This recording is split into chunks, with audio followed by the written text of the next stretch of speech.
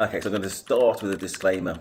This video does not claim that any living person is the beast of Revelation. It presents documented facts, established theological criteria, and an honest analytical score. The Bible is the source material. The profile belongs to you to interpret. This channel did a video called Signs and Wonders. 50 things documented by name with sources, and we kept our promise. We did not say the word. This is the follow-up, and it is a different question. In the first video, we examined the characteristics of the Antichrist as described in Scripture. Deception, flattery, the projection pattern, the claim of divine mandate. We went through 50 documented facts, and we left you to draw your own conclusions. Today we're going to examine a different theological concept, not the Antichrist, the beast. They are related, but they are not the same. The Antichrist from John's letters is primarily a spirit of deception. The beast of Revelation is something more specific, a political, military, and economic system of global power, a figure who rises, who survives what should be fatal, who commands the allegiance of nations, who controls commerce, who wages war on those who oppose him, who speaks of himself in terms that belong only to God. We're going to examine that profile, 7 criteria drawn from Revelation 13, Daniel 7, and 2 Thessalonians. We're going to look at the evidence against each one, and we're going to give it an honest score. Not inflated, not cherry-picked, honest. Where the evidence is partial, the score will reflect that. Where it does not fit at all, we will say so. And at the end, we will read back the composite profile, and we will let you decide who it describes. We're not going to say the word we promised. We keep keeping that promise. So first, I'm going to talk about the criteria, what the Bible says. Before we examine any evidence, let us establish what the text actually says. These are the characteristics of the beast as described in Revelation 13, Daniel 7, and 2 Thessalonians 2. We are reading the Bible. 1. A mortal wound that is healed. A figure who appears to survive what should be fatal, leading to worldwide amazement and a surge in devotion. 2. Political authority granted over many nations. Dominion described as extending across, quote, every tribe, people, language, and nation. 3. Military invincibility. A power so formidable that nations ask, quote, who is able to make war on those who oppose him? And 4. Economic control. The power to determine who may, quote, buy or sell, using financial exclusion as the mechanism of loyalty. Number 5. Blasphemy and self-exaltation. Proud words against God. Claims of divine authority. The elevation of self above all objects of worship. Number 6. Allegiance of kings. Of the leaders voluntarily giving their power and authority, acting with, quote, one purpose. 7. Disregard for human life. Daniel 11:37 adds a characteristic that is easy to miss. Quote, he shall pay no attention. Not cruelty for its own sake. Indifference. The cost in human life simply does not register against his own agenda. 7 criteria. We will score each one honestly out of 10, and at the end we will add it up. Criteria 1, the mortal wound. Let's be precise about what happened on the 13th of July 2024 in Butler, Pennsylvania. A gunman opened fire at a Trump rally.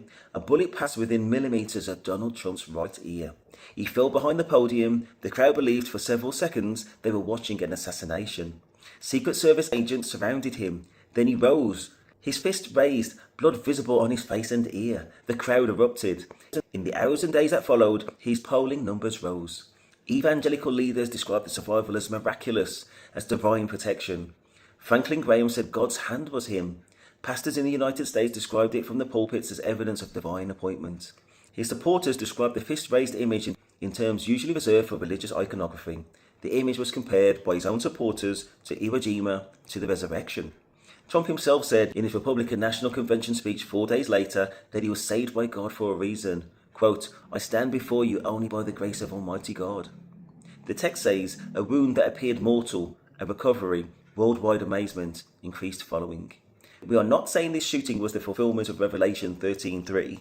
We are saying the sequence, wound, survival, amazement, worship language, surge in devotion, maps directly onto the description in the text. That is observable. You can check it. Score, 8 out of 10 for the mortal wound. The sequence maps with unusual precision. Wounds that appeared fatal, survival, worldwide amazement, dramatic surge in devotion, and religious language from supporters. The score of 8 out of 10 is because the wound was not actually fatal. It grazed the ear. The text says, quote, seemed to have a mortal wound. Seemed to does significantly work here. The next criterion, political authority over nations. Quote, it was allowed to make war on the saints and to conquer them, and authority was given it over every tribe and people and language and nation. Revelation 13:7 ESV. Quote, they have one purpose and will give their power and authority to the beast. Revelation 17:13 NIV. We need to be honest about what, quote, authority over every tribe, people, language and nation means in the text versus what we can observe. The beast of Revelation has truly universal dominion. No political figure in history has achieved that. The honest score here cannot be 10. The question is, what can be documented in the first months of the second term? Every major US ally recalibrated its foreign policy around a single question. What does this figure want? And what happens if we refuse? Not around international law, not around treaty obligations, around one man's preferences. The UK Prime Minister flew to Mar-a-Lago before the inauguration. The French President followed. Italy's Prime Minister visited. Argentina's President publicly modelled his entire administration on this figure's template. Every NATO member spent 2025 calculating what level of defence spending would keep this figure satisfied. The European Union began emergency planning for a world in which American security guarantees no longer operated. The 10 Kings passage in Revelation 17 describes leaders who, quote, have one purpose, who voluntarily give their authority to the beast, not by conquest, voluntarily. The queue of foreign leaders travelling to Florida to pay court, the Republican governors who fell into alignment, the senators who had criticised this figure publicly and then reversed entirely. This is the, quote, one purpose pattern. Not coercion in every case, voluntary alignment with a single centre of gravity. Where the score is limited, this is regional and alliance-based dominion, not universal. There are significant world powers, China, Russia in a complicated way, India, that do not operate within this orbit. The text describes something more total than what is observable. So the score, 6 out of 10. So for political authority over nations, in summary, significant and documented, entire Western alliance restructured around a single figure's preferences. Foreign leaders making pilgrimage, Republican Party functionally united behind one person, voluntary alignment patterns matches, quotes, one person. The score is 6, not higher because the dominion is not universal. Major world powers operate independently, and much of the global south is not within this orbit. Next, I'll look at military invincibility. Quote, they worshipped the dragon, for he had his authority to the beast, and they worshipped the beast, saying, quote, who is like the beast? Who can make a war against it? Revelation 13:4 ESV. The question in the text is not whether the beast wins every battle. It is whether anybody believes they can successfully oppose him. Quote, who can make a war against it? It is a statement about perceived unchallengeable power. What can be documented? The United States military under this administration launched Operation Epic Fury on the 28th of February 2026, striking over 1,000 targets in Iran in the first 24 hours. Defense Secretary Hegseth explicitly said there would be, quote, no stupid rules of engagement.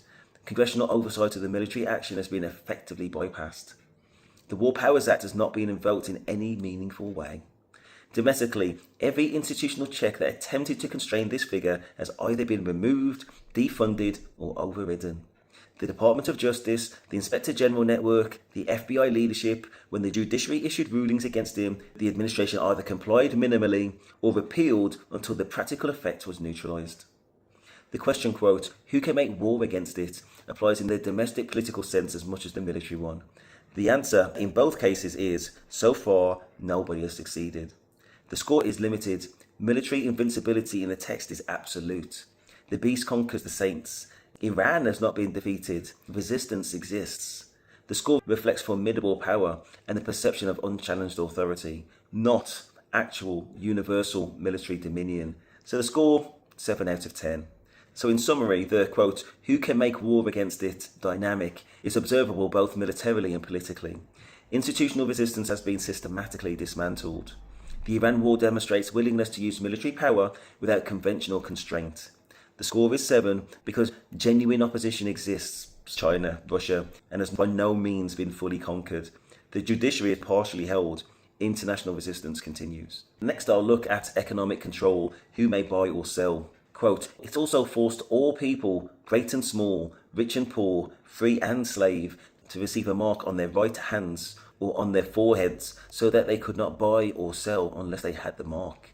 Revelation 13:16-17 NIV. But we need to be honest about this criterion before scoring it. The mark of the beast in the text is a specific physical mark required for all commerce. No such mark exists. This is the criteria where the score is most limited, but the underlying dynamic, economic exclusion as the mechanism of enforcing loyalty, is worth examining carefully. The tariff regime announced in April 2025 imposed 145% tariffs on Chinese goods and significant tariffs on US allies. The explicit framing was not economic policy, it was leverage. Countries that aligned received relief. Countries that resisted did not. Canada, Mexico, and the European Union were told, in effect, your access to the American market is conditional on your political alignment. Ukraine was offered military support in exchange for a percentage of its natural resources. The pattern: you pay with what you have or you lose access to what you need. That runs through Ukraine, Iran, Saudi Arabia, Panama. Qatar gave a $400 million plane. That is not diplomacy, that is tribute. The USAID and PEPFAR cuts are part of the same pattern in reverse.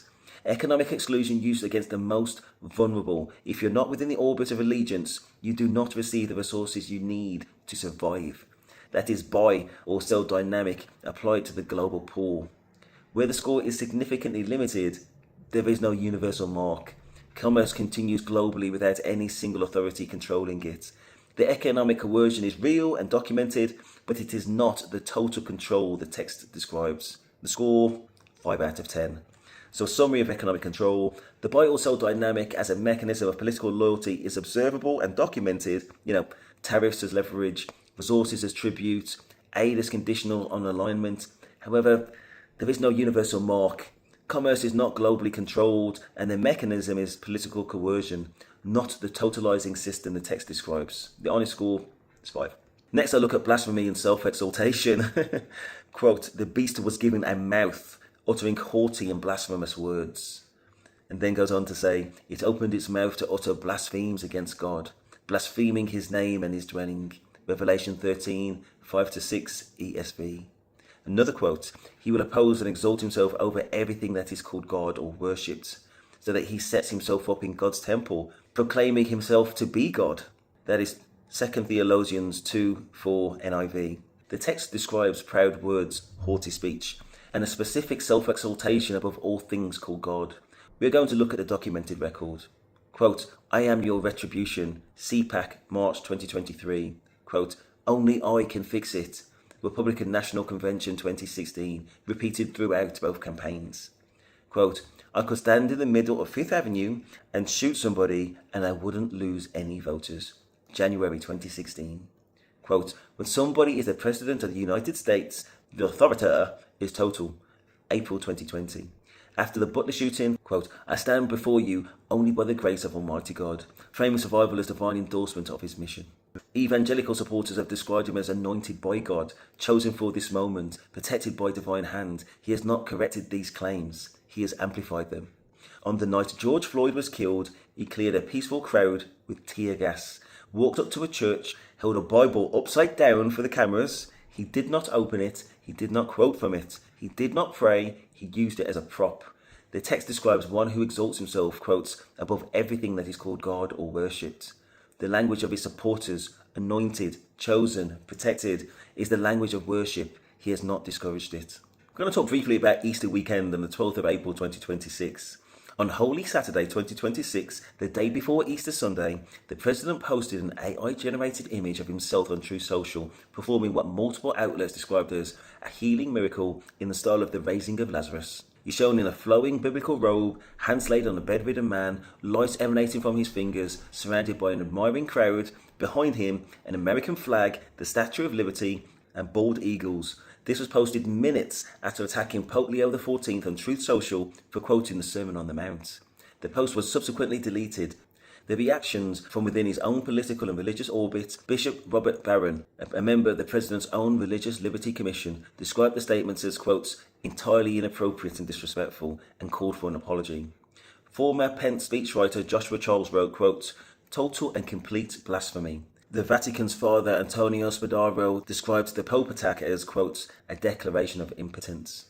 The Pope himself, asked about Truth Social on a plane to Algeria, said, quote, it's ironic, the name of the site itself, say no more. This is qualitatively different from the documented pattern of haughty words. It is a visual claim to occupy the position of Jesus Christ. On Easter weekend, after attacking the head of the Catholic Church for saying what Jesus said about peace and war, the deletion confirms that whoever posted it recognised it had gone too far. But for many, the deletion does not erase it. Furthermore, on the 15th of April, there was a second image. 3 days after deleting the first image, the President reshared a second AI-generated image on Truth Social, this time of Jesus hugging him, posted by a Trump supporter on X and reshared by the President with the caption, quote, the radical left lunatics might not like this, but I think it is quite nice, exclamation marks, President DJT, which is Donald John Trump. His explanation for deleting the first image given to the reporters on Monday, quote, I viewed that as a picture of me being a doctor. You know, as a little fun playing the doctor and making people better. I took it down because I didn't want to have anybody be confused. He blamed, quote, fake news for the controversy. On the same day, the second image, Wednesday 15th of April 2026, he told ABC News, quote, if I weren't president, the world would be torn to pieces. Marjorie Taylor Greene, a far-right Republican congresswoman and previously a reliable Trump supporter, decried the first Jesus image and said she was, quote, praying against it. So the pattern across 4 days: post Christ-like image, delete it under pressure, explain it away as innocent, post a second image of Jesus hugging you, claim the world would fall apart without you. Each step individually might be explained. The sequence cannot be. So the score for blasphemy and exaltation, 9 out of 10. And in summary, this AI Jesus image posted Easter weekend, deleted under pressure, explained away as, quote, being a doctor. Second Jesus image posted 3 days later with the caption dismissing critics as, quote, radical left lunatics, and same day claim that without him, quote, the world would be torn to pieces. Marjorie Taylor Greene decried the first image and was, quote, praying against it. Bishop Barron, his own Religious Liberty Commission, was quoted as saying the images were, quote, entirely inappropriate. Former Pence speechwriter quoted as saying total and complete blasphemy. The explanation, quote, it was like being a doctor, and the immediate posting of the second image are together more revealing than the images alone. The score does not reach 10 because the text describes verbal blasphemy against God's name specifically. This remains a visual self-exaltation, an implicit claim to divine status, rather than explicit verbal denial of God. Next, I'll talk about the allegiance of kings. Quote, they have one purpose and will give their power and authority to the beast. Revelation 17:13 NIV. The text says the kings give their power voluntarily. One purpose, not conquest, alignment by choice. The documented pattern? Lindsey Graham called him a, quote, race-baiting xenophobic bigot in 2015 and a, quote, complete idiot, and then became one of his most reliable defenders. Marco Rubio called him, quote, a con artist and, quote, the most vulgar person ever to aspire to the presidency, and then became his Secretary of State. Ted Cruz said his father was involved in the Kennedy assassination and then campaigned for him. Mitt Romney was one of the most prominent Republican critics and watched the rest of his party fall into line one by one.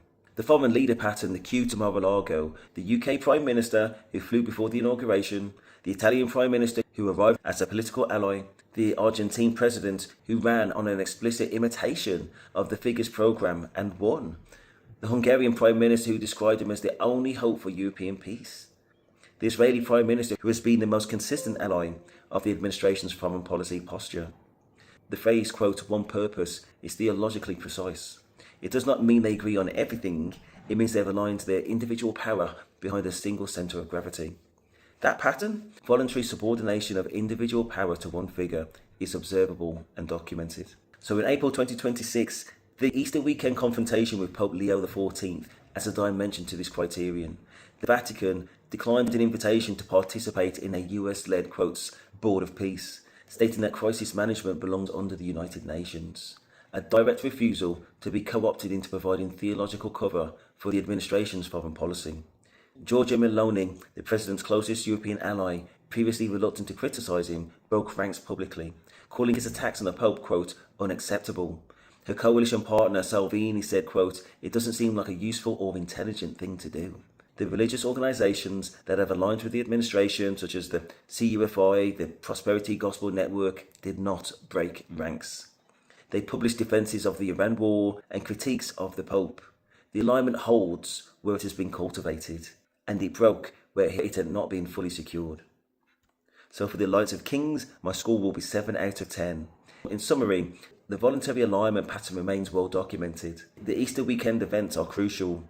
Meloni breaking ranks due to Trump's attack on the Pope shows the limits of the alignment among European allies. The CUFI and evangelical alignment holding shows the depth of its religious sphere. The Vatican's refusal to the Board of Peace invitation is the most significantly institutional non-alignment since the second term began. So the score is 7. The alignment is real and extensive, but not universal, and the Pope confrontation has revealed a limit. The next criterion, disregard for human life. Quote, he shall pay no attention to the gods of his fathers, or to the one beloved by women. He shall pay no attention to any other god, for he shall magnify himself above all. Daniel 11:37 ESV. This criterion requires careful handling. Quote, he shall pay no attention is not a description of active cruelty. It is a description of indifference. Of a figure so consumed by self-magnification that the cost of human life simply does not register. That is a specific and observable quality or its absence. We're going to go through the documented record. These are facts, not claims.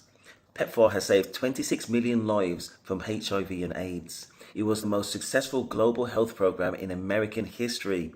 It cost less than $5 billion a year, less than one aircraft carrier. It was frozen on day 4 of the second term. UNAIDS projects 300,000 additional children will die between 2025 and 2029 as a result. Next, I'll talk about USAID.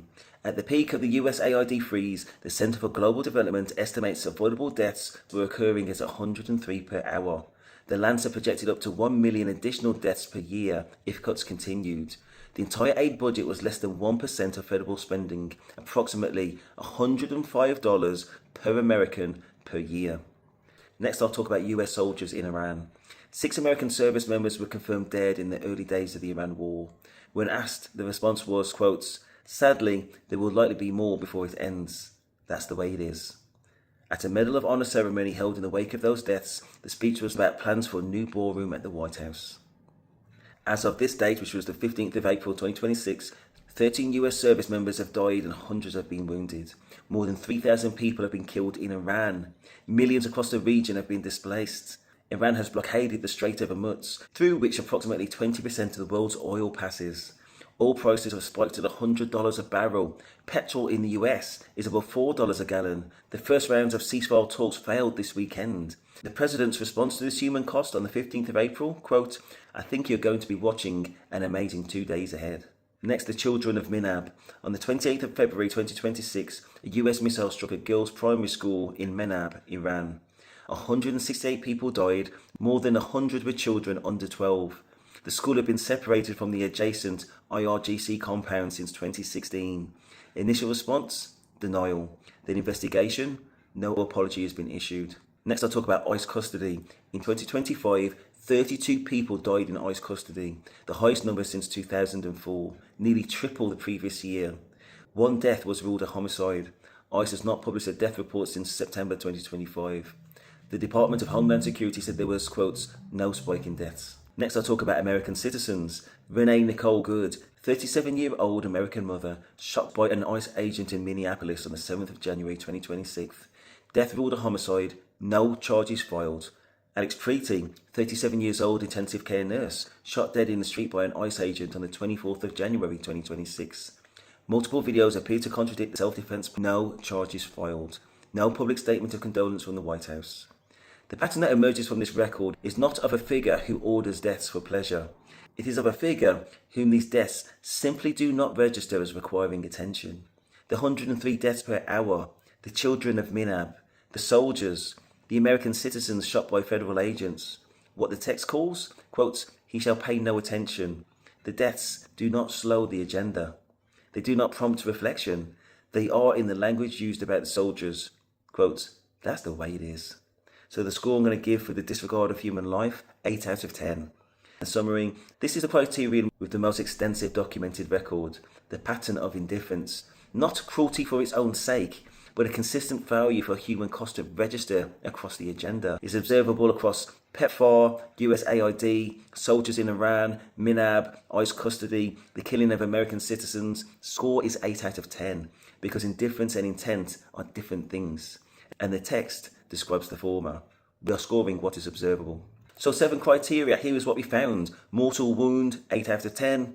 Political authority over nations, 6 out of 10. Military invincibility, 7 out of 10. Economic control, 5 out of 10. Blasphemy and self-exaltation, 9 out of 10.